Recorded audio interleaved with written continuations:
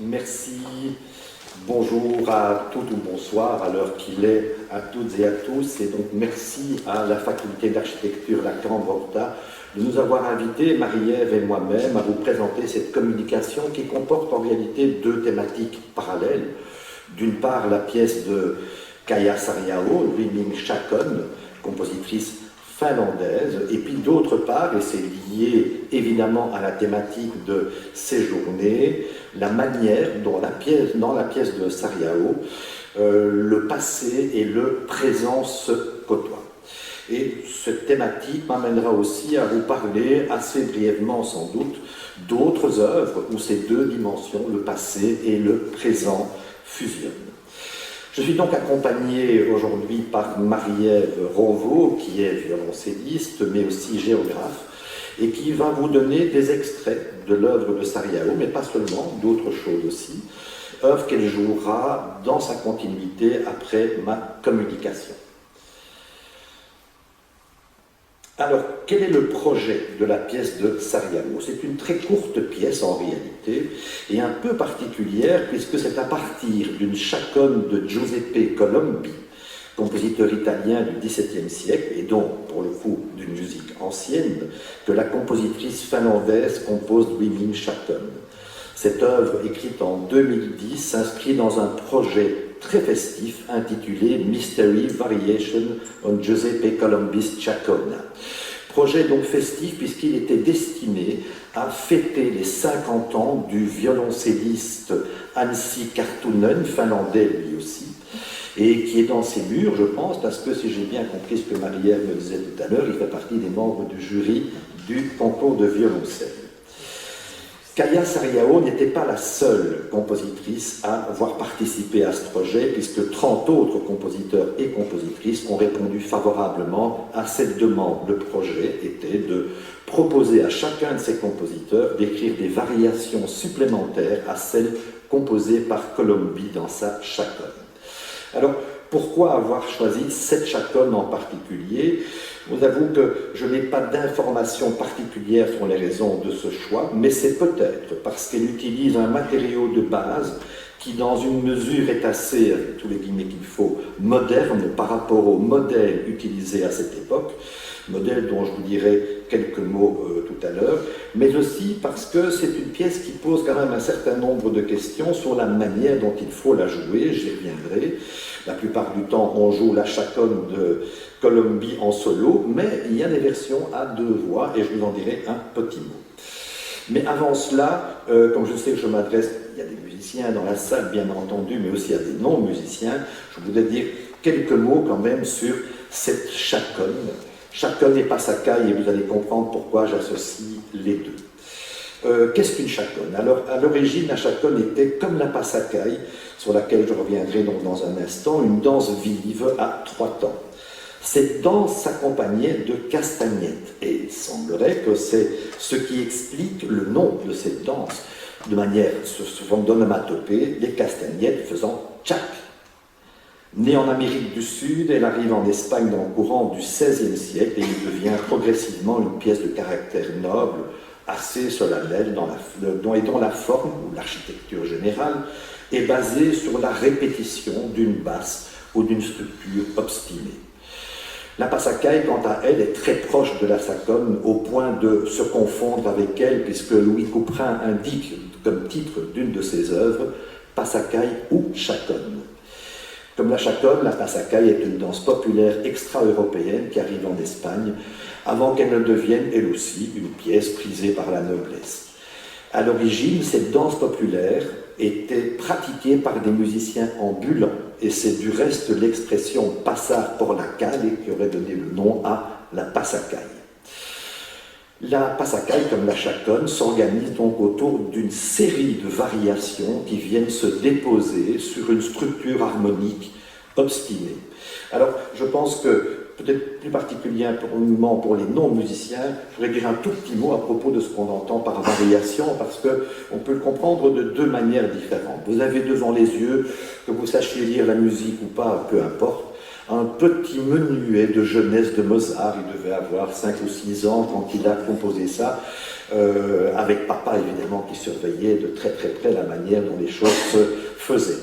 Et donc je vais vous jouer simplement la première phrase que vous avez au-dessus, et à l'époque en tout cas, dans ce style de musique, quand on faisait la reprise, on ne jouait jamais 2 fois la même chose. On se devait de varier la reprise, évidemment. Donc je vous fais entendre ça.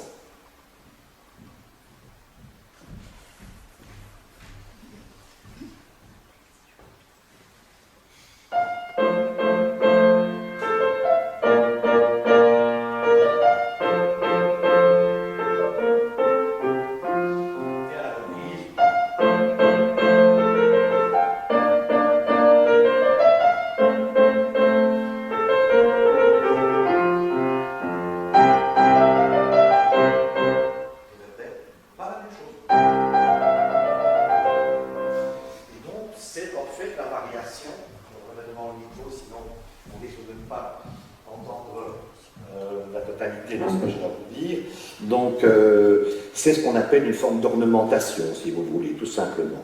Alors, par rapport à l'ornementation, ce merveilleux peintre et de grand théoricien, je crois vraiment plasticien, Paul Klee, l'a défini de manière, je trouve, tellement formidable à travers ce dessin.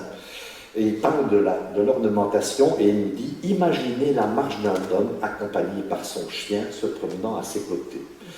Et c'est très judicieux comme manière de définir les choses. Quand on fait une variation, une ornementation, on a une conduite et on peut faire toute une série de petites choses sur le côté, mais la conduite reste très présente. L'autre sens du terme variation a une dimension plus formelle en quelque sorte, comme dans le cas de la chaconne, mais aussi de la passacaille, ou encore comme dans le cadre des thèmes à variation, comme celle que Mozart a pu écrire sur « À vous dirai-je, maman ». Dans le cadre de la chaconne, les variations se font, comme je l'ai évoqué tout à l'heure, sur une basse ou une structure qui se répète. Et c'est donc dans ce cas la ligne de basse et sa structure sous-jacente qui constituent le thème proprement dit. Avant de vous parler de la chaconne de Colombi, je vous donne peut-être 2 ou 3 exemples auditifs de ce que c'est qu'une chaconne ou une passacaille. Et le premier que j'ai choisi de vous faire entendre, et je trouve particulièrement éloquent, c'est extrait de la 7e suite pour clavecin de Handel, et c'est la passacaille, et je trouve qu'elle est tellement lisible que je trouve que c'est un bon exemple à vous faire écouter. Je le commenterai pendant son écoute.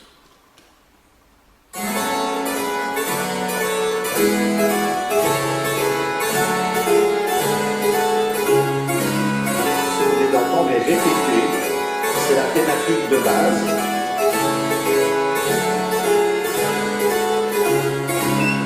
Et des variations pour une basse qui reviendra systématiquement.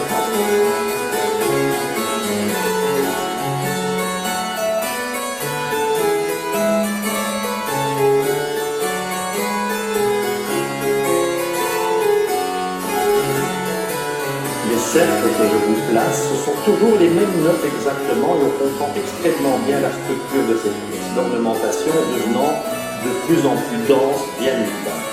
Voilà, je pense que vous avez saisi la manière dont la chose fonctionne. Dans les célèbres variations Goldberg, Jean-Sébastien Bach écrit une aria suivie de 30 variations sur une basse là aussi obstinée, ce qui veut dire que la thématique dans les variations Goldberg, ce n'est pas l'aria en question, mais c'est la ligne de basse. Et donc, je vais vous proposer d'entendre le tout début, on va faire ça en duo, c'est un peu particulier, je vais vous jouer le tout début de ces variations Goldberg, et Marie-Ève va vous dégager la ligne de basse.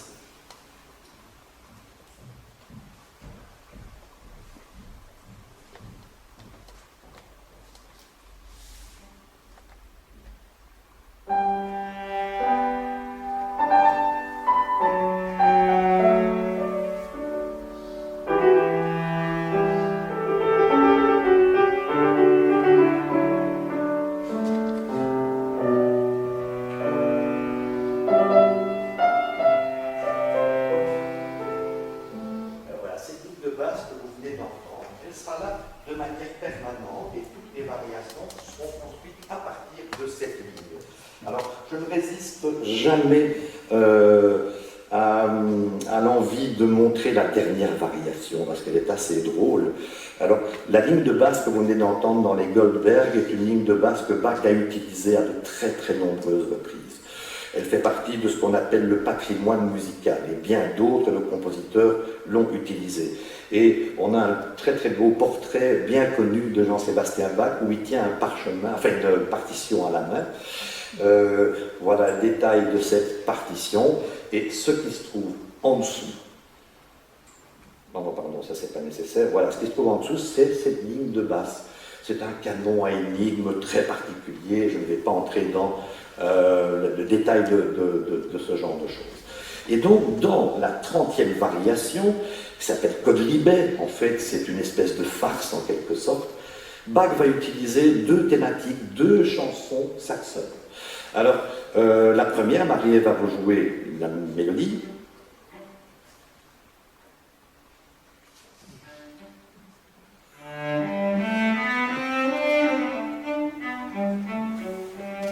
Voilà. Et j'ai pris une partie du texte de cette chanson. Voilà bien longtemps que je n'ai pas été près de toi, approche-toi plus près de moi. C'est judicieux, non, de la part de Bach, en se disant, ben, je vais me rapprocher de mon aria qui va revenir après cette 30e variation. Et il y a un deuxième extrait, alors je vous le fais écouter à l'enregistrement.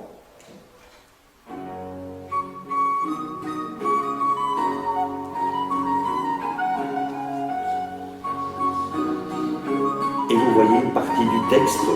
Les choux et les navets m'ont chassé. Si ma mère avait fait cuire de la viande, je serais resté plus longtemps. Il serait resté plus longtemps dans ces variations. Die Wasserrüben und der Kohl, die haben mich getrieben wohl. Die Wasserrüben und der Kohl. Je ne vais pas aller au-delà. Si notre thématique, c'est l'ancien et le nouveau, ici, dans cette variation, la thématique pour Bach, ce serait le savant et le populaire. Je vous fais écouter simplement le début de cette variation. J'ai surligné en rouge le premier thème que Marie-Ève vous a joué, et en bleu le second thème que vous avez entendu, et vous voyez qu'ils sont extrêmement présents.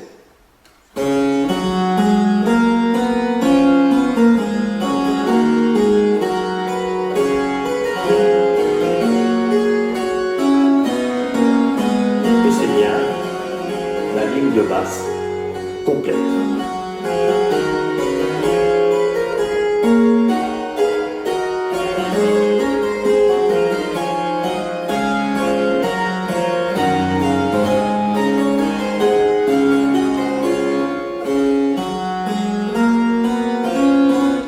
Voilà. Des compositeurs plus tardifs, plus modernes, utilisent cette forme ancienne de la chaconne, comme Brahms. Dans sa 4e symphonie, le dernier mouvement est une passacaille. Webern, donc on est bien plus tard, on est au début du XXe siècle, dans son opus 1, qui date de 1908, est intitulé et baptisé passacaille. Plus tardivement, Ligeti écrit une passacaille hongroise pour le clavecin. Philippe Manoury, Arvo Pärt et bien d'autres compositeurs ont également écrit des passacailles ou des chaconnes. Bref, c'est une forme ancienne qui est restée d'actualité chez bon nombre de compositeurs. Je propose maintenant de passer à la chaconne de Colombi.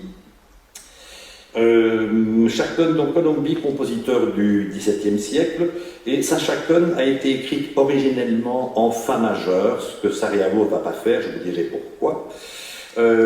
Et voilà la partition que j'ai pu trouver sur IMSLP. C'est un tout petit peu étrange comme partition, il y a des choses un peu bizarres, donc j'ai demandé aussi à des amis qui connaissent bien cette musique de savoir s'il n'existait pas d'autres éditions, et on en a fourni une tout à fait étonnante quand même, c'est celle-là, qui est entièrement écrite à 2 voix. Et il y a des musiciens qui l'ont enregistrée à 2 voix. Qu'est-ce que dit la deuxième voix, celle du bas? Eh bien, elle propose la base fondamentale du thème de manière permanente jusqu'au bout. Est-ce qu'on les joue ensemble? Est-ce que c'est un aspect plus didactique? Certains l'ont enregistré à 2 voix. Ce n'est pas toujours extraordinairement heureux, mais ça peut fonctionner. Donc voilà une interrogation, c'est peut-être une des raisons un peu mystérieuses de cette chaconne. Alors, je vais vous proposer d'entendre... Ah oui, pardon, je vais quand même vous dire aussi un tout petit mot sur l'instrument sur lequel c'était joué. Ce n'est pas un instrument moderne comme vous l'avez ici, c'est ce que Colombi appelle une basse solo. Et en fait, il n'y a pas de pipe, comme vous le voyez, on est espèce entre la viole et le violoncelle. Et si on regarde la façon dont l'archet est tenu, on parlait de la main en dessous. Hein, donc plutôt que d'avoir la main au-dessus de l'archet, on remet en dessous, ce qui est une autre disposition. Donc Kaya Sarrião, elle, va écrire sa variation avec le texte de Colombi, pour un instrument moderne, ce qui explique qu'en fait elle prendra une autre tonalité qui soit adaptée à l'instrument moderne, si vous voulez. Alors voilà le modèle thématique. Alors, je demandais à Marie-Ève de vous jouer d'abord ce que vous avez à la deuxième ligne, c'est ce qui se trouve dans la partition à deux voix et qui restera là de manière permanente dans tout le texte.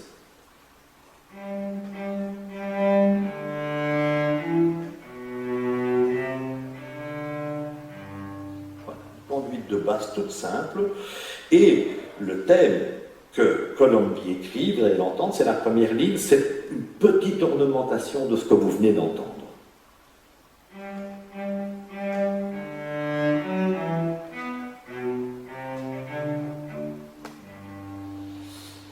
C'est très particulier parce que cette thématique n'est pas tout à fait ce qu'on faisait à l'époque. Alors je vais vous faire entendre, et vous allez voir, ça nous servira pour Sarrião aussi.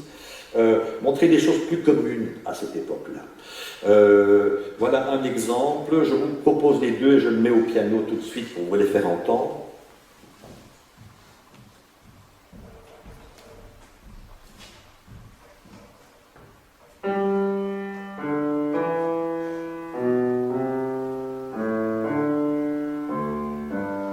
Et généralement, il y a une harmonie sous-jacente que vous allez reconnaître.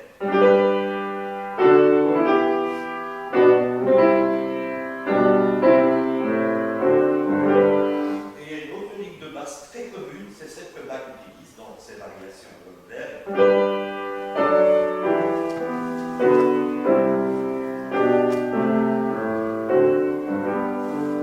Ce sont les modèles les plus communs à cette époque-là. Et celui de Colombi, il a quelque chose d'assez remarquable. Il se distingue par rapport à ce qui se faisait, en tout cas, à l'époque. Et donc, je proposais à Marie-Ève, parce que vous entendrez la pièce complètement tout à l'heure, de vous jouer les deux premiers systèmes qui sont là. C'est donc le thème et une première variation.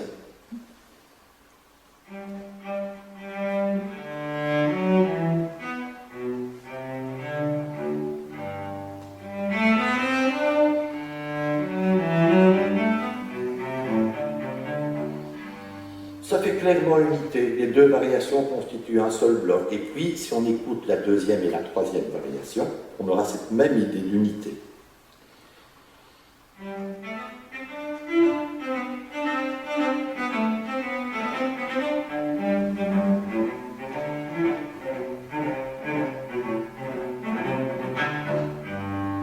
Donc ce sont des couples qui s'organisent. Voilà un autre couple, 4 et 5.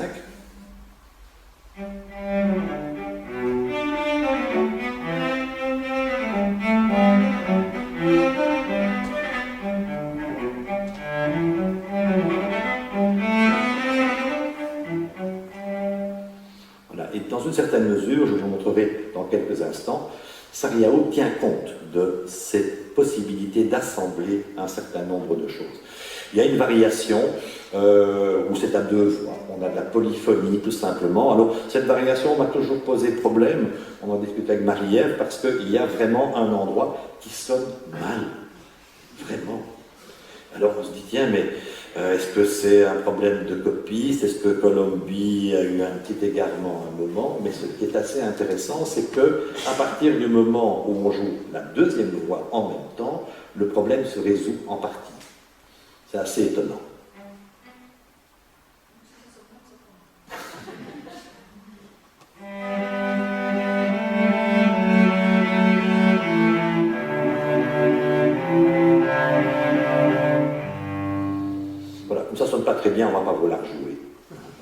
Mais il y a vraiment un petit défaut de contrepoint.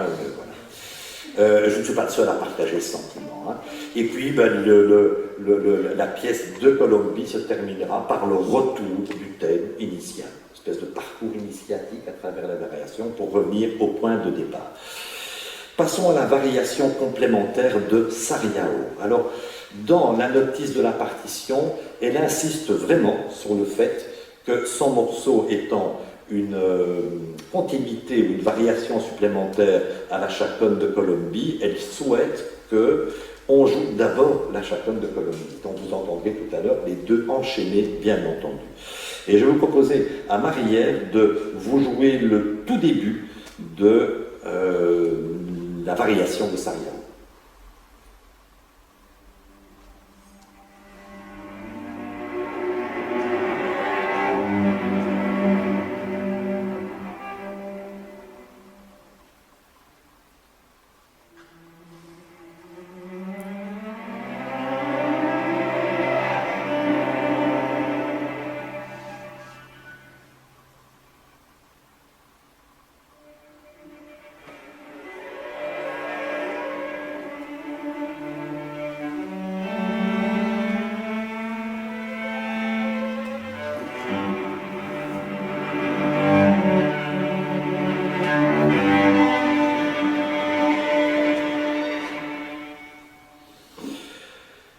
On est très loin, semble-t-il, de Colombi.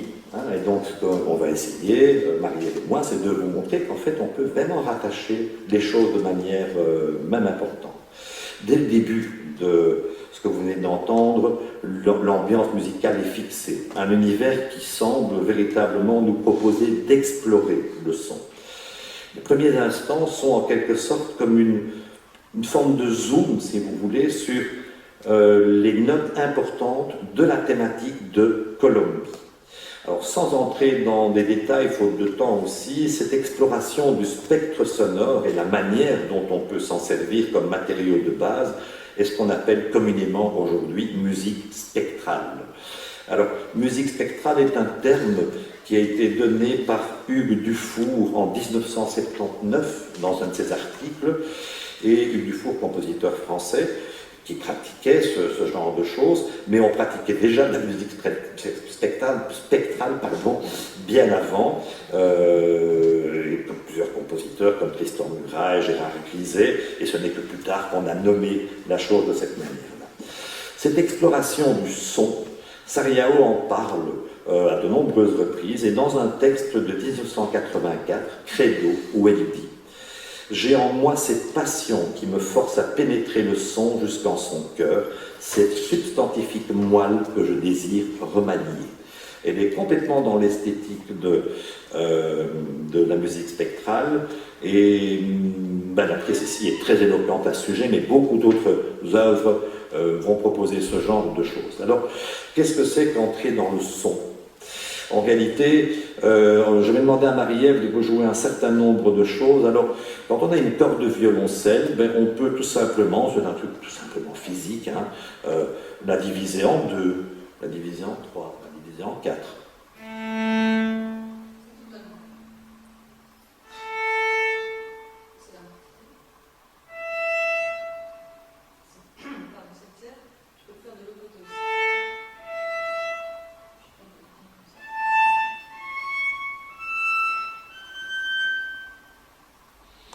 Donc toute une série de sons sont inclus quelque part dans le son fondamental. Et pour l'entendre, on va demander à Marie-Ève de vous jouer sur la corde grave, c'est là que c'est le plus efficace, simplement la corde grave, et elle va moduler tout petit peu la position de l'archet, et vous allez entendre que quelques-uns des sons que vous avez entendus font partie du spectre sonore.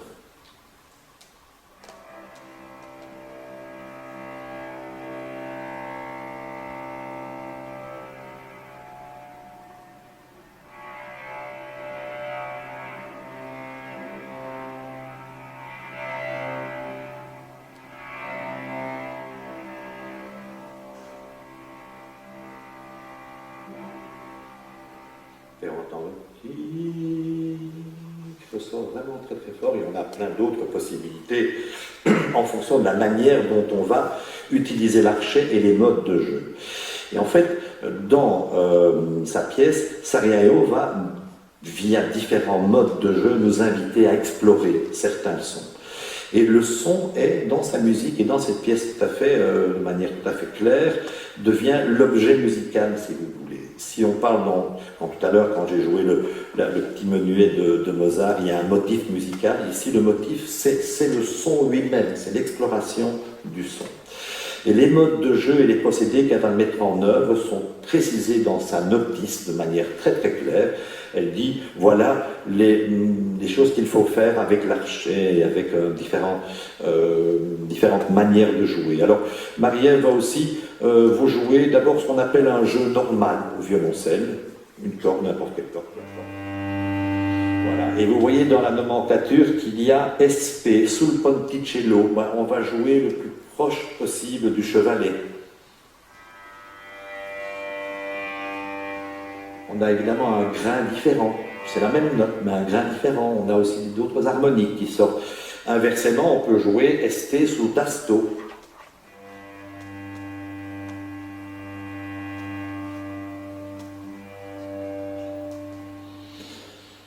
Les sons harmoniques, vous les avez entendus. Alors, il y a des tris sur les sons harmoniques, ça peut nous le faire entendre, ce qui est assez particulier dans cette pièce.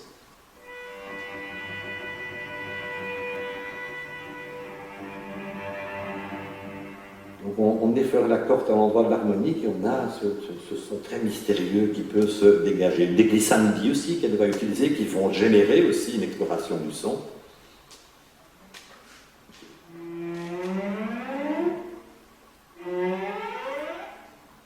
Et si on fait les glissandi, qu'on les cumule avec un jeu où on va de sul tasto à sul ponticello, il se passe toute une série de choses.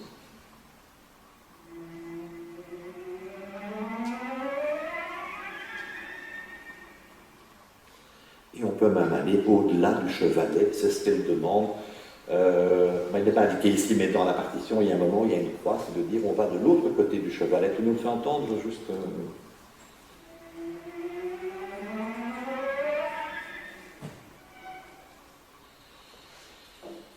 Voilà, ce sont toutes ces notes de jeu. Et alors dans la partition, c'est très très clairement noté. Quand il y a des chiffres, c'est les cordes qu'il faut utiliser. C'est la 4e et la 3e corde de l'instrument. Et puis, vous le voyez, il faut jouer un tri. On va d'un jeu normal vers un jeu sul ponticello, vers un jeu normal, vers un jeu sul tasto. Donc, sur une seule note, globalement, on va faire vivre les choses de manière particulière. Tu peux jouer uniquement ces deux premières mesures, Marie-Ève.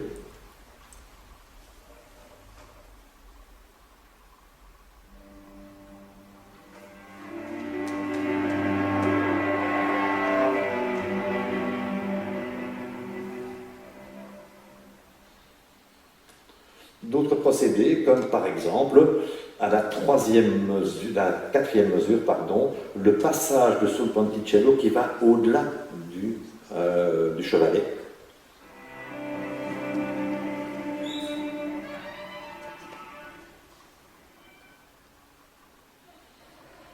Et puis il y a d'autres procédés, comme par exemple, vous voyez, il y a un TR, c'est un tri, alors elle demande de pouvoir faire le tri en modulant la vitesse. Là aussi, l'effet est assez intéressant, je trouve.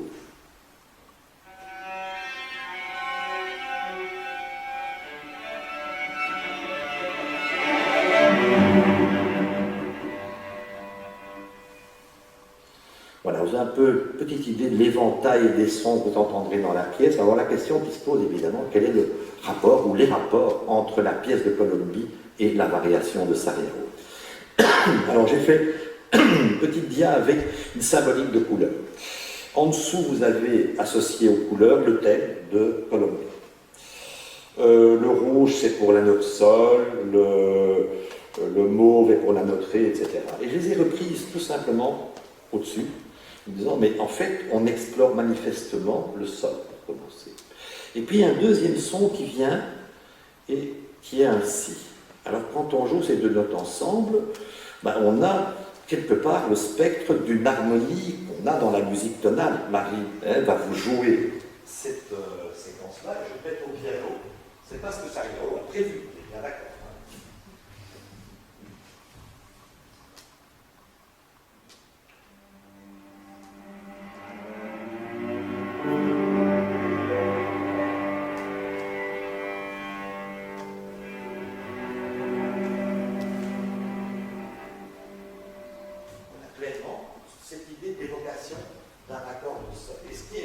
à fait clair, moi, dans la manière dont elle a travaillé, c'est que si je regarde, on sait ce que je viens de vous jouer, 2 notes pour les mesures suivantes, pour les musiciens, c'est un accord de si dominant, c'est en fait un pattern harmonique fondamental de la musique tonale, et même ça, avec le ré et ce qui va suivre,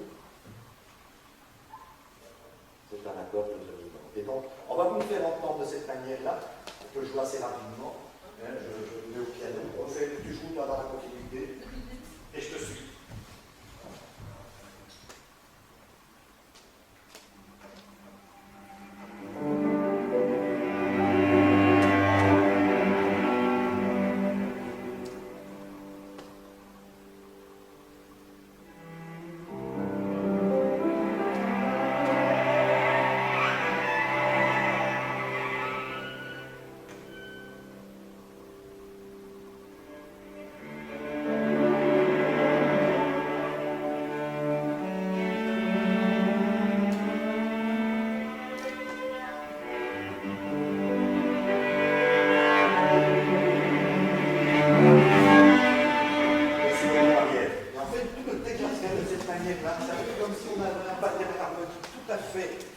Dans la musique tonale, et un peu comme si, et c'est Marie-Ève qui disait ça quand on a préparé cette séance ensemble, elle dit c'est un peu comme si chaque note du thème de Sariao, de Colombi, s'était élargi un peu un temps dilaté comme dans un rêve, ce qui explique peut-être évidemment le titre qu'elle donne à sa pièce.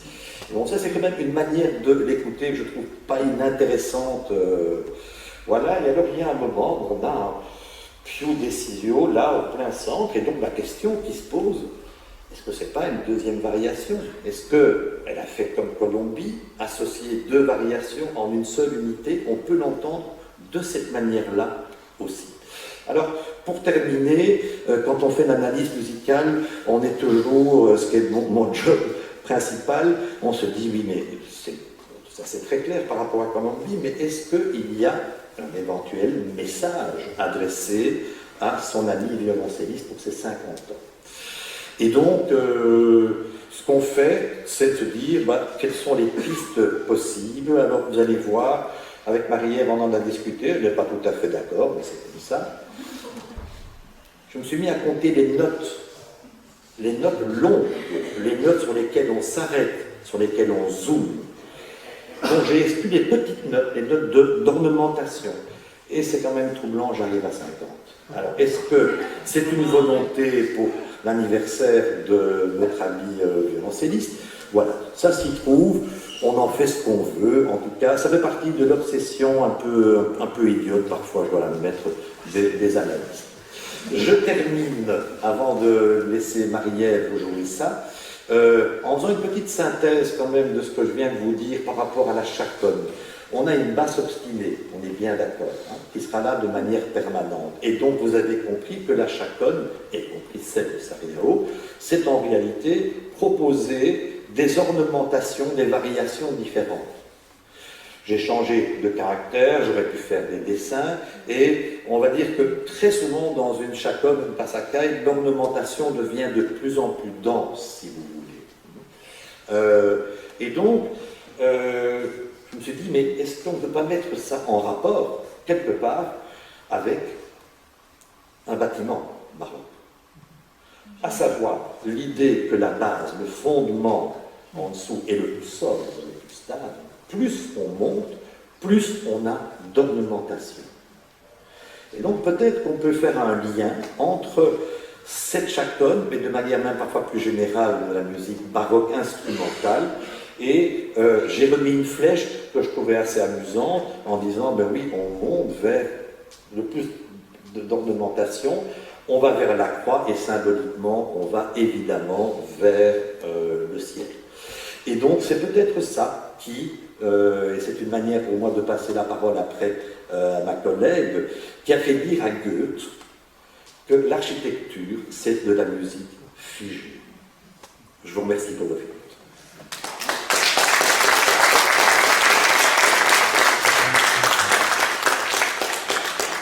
Merci Jean-Marie, c'était absolument passionnant. Et Et alors je pose une question, nous sommes un petit peu en haleine à l'idée de découvrir ces deux chaconnes enchaînées, l'ancienne et la nouvelle. Quelle est votre option finalement? Nous allons d'abord immédiatement tendre le relais à Aurélie. Non, Aurélie je pense qu'on va, étant donné que voilà, Marie-Ève est installée d'une part, et puis que d'autre part, vous avez entendu toute une série de petits extraits, je pense qu'on va l'écouter dans... Absolument, d'autant que les deux pièces enchaînées font environ 5 minutes. Oui, c'est ça. Ève, j'allais dire Ève-Marie, c'est une déformation, ma patronne s'appelle Ève-Marie. Marie-Ève, c'est à vous. Juste envie de dire quelques mots sur, pour compléter l'approche hyper intéressante que Jean-Marie vous a proposée. Et l'approche qui m'a beaucoup servi dans mon travail.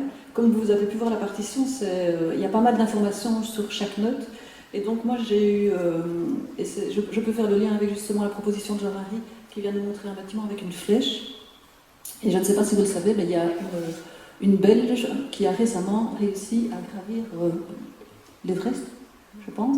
Et donc c'est la 4e Belge qui a réussi ça. Mais donc l'image, enfin vous vous demandez peut-être pourquoi je vous parle de ça, c'est parce que pour gravir de tels sommets, il y a des phases d'approche. Et pour aborder cette chaconne, donc où il y a énormément d'informations, moi j'ai eu aussi besoin de phases d'approche.